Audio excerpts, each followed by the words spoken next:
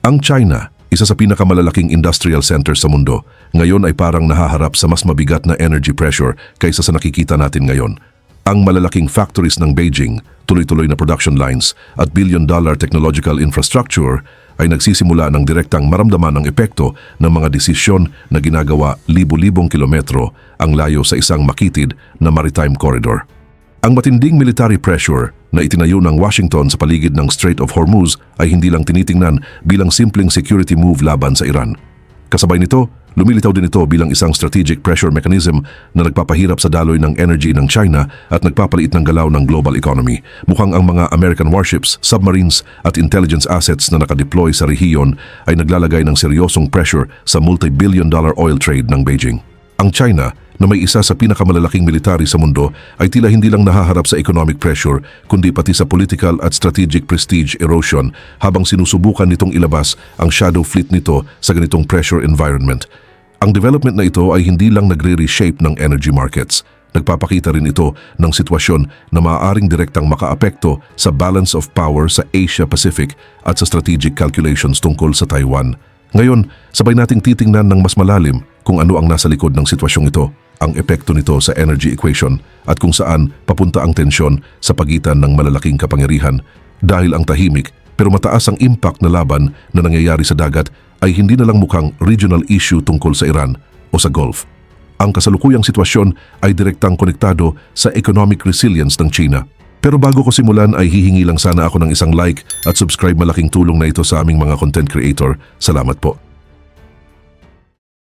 Ang matinding presensya ng American Naval Forces sa rehiyon ay lalong nagpapahirap sa pagdaan sa Hormuz Route na napakahalaga para sa China.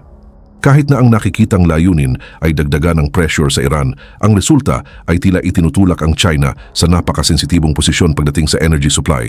Malinaw ang dahilan, malaking bahagi ng oil na umaalis sa Iran ay matagal nang napupunta sa China sa pamamagitan ng makitid na maritime passage na ito. Ang mga tanker na tumutugon sa energy needs ng Beijing ay ngayon tila napipilitang dumaan hindi lang sa commercial pressure kundi pati sa direktang military surveillance. Ang isang senaryo na dati ay pinag-uusapan lang sa theory ay ngayon ay mas malinaw nang nangyayari sa aktual na sitwasyon. So ano nga ba ang ibig sabihin ng paglalagay ng pressure sa ganitong critical na strait? Una sa lahat, mahirap itong ituring bilang ordinaryong naval patrol lang. Ang military build-up sa paligid ng Hormuz ay tila umabot na sa level na kayang baguhin ang mismong galaw ng maritime traffic. Iniulat na mahigit 15 heavily armed US warships at higit sa 10,000 personnel ang naka-operate sa rehiyon. Ang setup na ito ay nakabuo ng multi-layered security at surveillance line sa paligid ng Hormuz. Ang mga barko na konektado sa China na kumukuha ng oil mula sa Iranian ports at sinusubukang pumasok sa international waters ay sinusubaybayan umano bawat sandali sa radar. Ang military structure na nakasentro sa USS Abraham Lincoln Carrier Strike Group ay nagmo-monitor ng maritime activity sa rehiyon in real time. Sa madaling salita, hindi lang ito simpleng pagpapakita ng military presence. Mukhang bahagi rin ito ng pagbuo ng sistema na naglalagay ng tuloy-tuloy na kontrol sa mga daanan.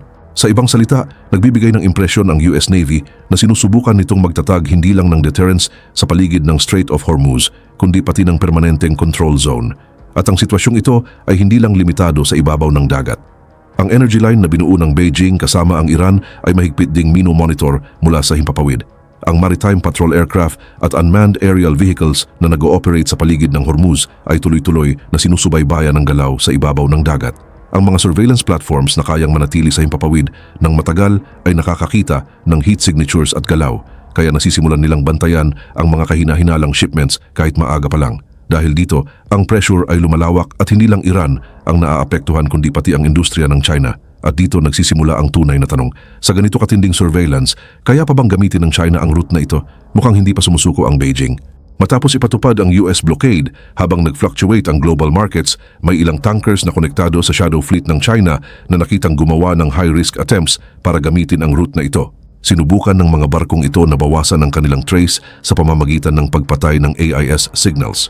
Sinubukan din nilang panatilihin ang posibilidad ng pagdaan gamit ang mga ruta at maneuvers na mas mahirap i-track. Isa sa mga barkong lumitaw sa sitwasyong ito ay ang Rich Starry na pag-aari ng China-based Shanghai Xuanrun Shipping Company. Ayon sa ulat, may dala itong around 250,000 barrels ng Iranian-linked chemical cargo at petroleum derivatives. Sinundan ng tanker na ito ang napaka-risky na ruta para makatawid sa pressure line. Mukhang naniwala ang kapitan na kaya niyang bawasan ang trace ng barko sa pamamagitan ng pagpatay ng AIS systems at samantalahin ang mga butas sa surveillance chain. Dumaan ang Rich Starry sa coast ng United Arab Emirates at nagsimulang pumasok sa makitid at sensitibong tubig ng Hormuz. Para hindi makatawag ng pansin, mabagal ang takbo at maingat ang ruta. Sa simula, parang gumagana ang strategy na kaya ng barko na magpatuloy papunta sa Gulf of Oman. Pero kalaunan, naging malinaw na hindi ito permanenteng tagumpay kundi bahagi lang ng kontroladong surveillance process. Dahil ang simpleng pagpatay ng signal o pagbabawas ng trace ay hindi sapat para makaiwas sa ganito kalawak na surveillance network. Sa isang punto, lumitaw ang Arleigh Burke-class guided missile destroyer na USS Spruance at nagbigay ng direktang pressure sa tanker. Pinaniniwala ang sinusubaybayan ng mga opisyal sa destroyer ang target bawat sandali gamit ang real-time data mula sa Aegis Combat System. Kahit patayin ng isang barko ang identification signal nito, ang mga datos tulad ng metal trace, heat emissions at radar signature ay maaari pa ring matrack ng mataas ang accuracy. Mukhang nagbigay ng matinding babala ang American destroyer sa Rich Starry at ipinahiwatig na mas mabigat na hakbang ang pwedeng gawin kung hindi ito susunod. Mula noon, lalo pang lumakas ang pressure sa tanker. Ang supertanker na akala ay makakalusot sa blockade at makakapagdala ng cargo sa Asia ay napilitang magbago ng direksyon at bumalik sa Iranian coast. Hindi lang ito simpleng pag-urong ng isang barko. Maaaring basahin ito bilang simbolo kung gaano kahina ang energy supply chain ng China sa ganitong sitwasyon. At hindi lang ang Rich Starry ang nakaranas nito. Ang iba pang malalaking tankers na konektado sa China tulad ng Merlican at Peace Gulf ay gumawa rin ng katulad na risk at naghanap ng paraan para makadaan sa Hormuz. Bawat isa ay sinubukang i-strain ng system gamit ang iba't ibang ruta at maneuvers. Gumamit sila ng iba't ibang paraan para makihalo sa siksik na civilian traffic o makalusot sa surveillance. Pero ang kaharap nila ay isa sa pinakamodernong naval power sa mundo. Kahit hindi pa tuluyang pinipigilan ng US Navy ang pagdaan ng Chinese-linked oil tankers, malinaw na ginawa nila itong napakahirap at napakamahal. At dito pumapasok ang pinakaimportanteng punto. Sa ngayon, ang pressure na ito ay ginagawa higit sa deterrence kaysa sa direktang labanan.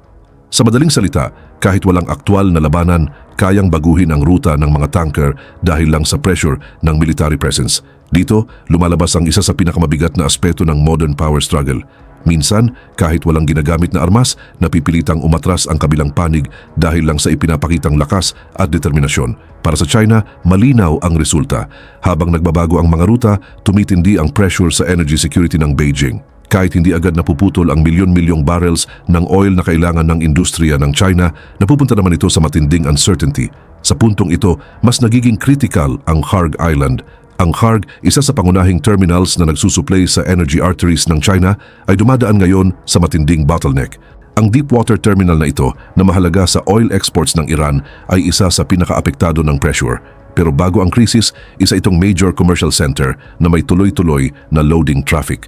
Ang VLCC-class tankers ay kumukuha ng milyon-milyong barrels dito at halos walang tigil ang shipments. Ngayon, nawawala na ang dating intensity ng port. Napupuno ang storage tanks, kumikipot ang outbound capacity at tumataas ang pressure sa pipelines dahil nahihirapan ng makahanap ng ligtas at tuloy-tuloy na ruta palabas ng oil. Dahil dito, napipilitang mag-slow down o minsan ay huminto ang mga refineries. So paano tumutugon ang China sa sitwasyong ito?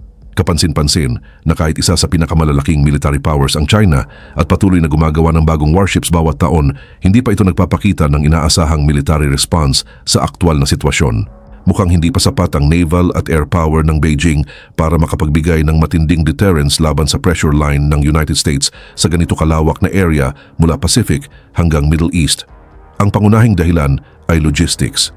Ang presensya ng Chinese Navy sa Middle East ay malayo pa sa level na kailangan para labanan ang ganito kalawak at tuloy-tuloy na American naval structure. Kahit mahalaga ang presence ng China sa Djibouti, hindi ito sapat para makabuo ng tuloy-tuloy na balance sa paligid ng Hormuz.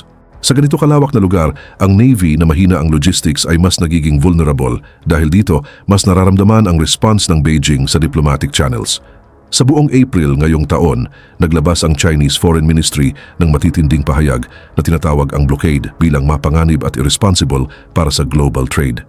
Binigyang diin ng China na dapat manatiling bukas ang Hormuz para sa international commerce at tinawag na hindi katanggap-tanggap ang unilateral pressure ng Washington. Pero mukhang hindi sapat ang diplomatic protests para baguhin ang military balance sa ground. Habang nagpapatuloy ang pressure sa energy route, napipilitan ng China na umasa sa strategic petroleum reserves at humanap ng mas mahal na alternative supply routes. Posible ring maramdaman ito sa domestic market ng China. Ang independent refineries lalo na sa Shandong province na heavily dependent sa Iranian oil ay mas nagiging vulnerable sa ganitong pressure. Ang problema sa mga facilities na ito ay maaaring direktang makaapekto sa transportation costs at presyo sa loob ng bansa. Sa madaling salita, habang kumikipot ang galaw ng China, tumataas din ang economic cost. Sa kabilang side naman, may bagong opportunity na lumalabas para sa United States. Mukhang ginagamit ng Washington ang sitwasyong ito hindi lang para i-pressure ang Iran, kundi para palakasin ang posisyon nito sa global energy equation. Habang napipressure ang China, nakakakuha ng advantage ang United States sa energy markets. Habang kumikipot ang galaw ng Iranian oil sa global markets, nagkakaroon ng gap sa supply at natural nitong itinutulak pataas ang presyo. Sa puntong ito, pumapasok ang American energy sector. Ang production at export capacity na nabuo mula sa shale oil revolution ay mas nagiging mahalaga sa bagong sitwasyong ito. Makikita ito sa pagtaas ng activity sa Gulf ports sa Texas at Louisiana. Habang bumabagal ang Iranian ports, mas bumibilis ang loading at shipments sa American ports. Ang paglipat ng ruta ng mga tanker papunta sa ibang ports para umiwas sa Hormuz pressure ay lalo pang nagpapalakas sa posisyon ng Washington. Napakaraming malalaking tanker ang nagplano ng pagpasok sa American ports noong April pa lang at inaasahang mas dadami pa ito sa May. Ipinapakita nito na ang nangyayari ngayon ay hindi lang military kundi economic transformation din na nakakaapekto sa direksyon ng global energy trade. Ang pressure sa Hormuz ngayon ay maaaring makaapekto bukas sa energy prices, production plans, insurance costs at supply chains. At ito ang tunay na issue. Ang krisis na ito ay hindi lang tungkol sa pagdaan ng ilang barko o kapasidad ng ilang ports. Tungkol din ito sa kung gaano kaepektibo kayang i-pressure ng malalaking bansa ang economic arteries ng isa't isa. Kaya ba talagang pigilan ng United States ang China sa long-term gamit ang ganitong pressure? O sa paglipas ng panahon, susubukan bang baliktarin ng Beijing ang sitwasyon gamit ang bagong routes, partnerships at mas matitinding counter-moves? Sa mga susunod na panahon, ang sagot sa tanong na ito ay maaaring makaapekto hindi lang sa Middle East kundi sa mas malawak na geopolitical line mula Asia-Pacific hanggang Europe.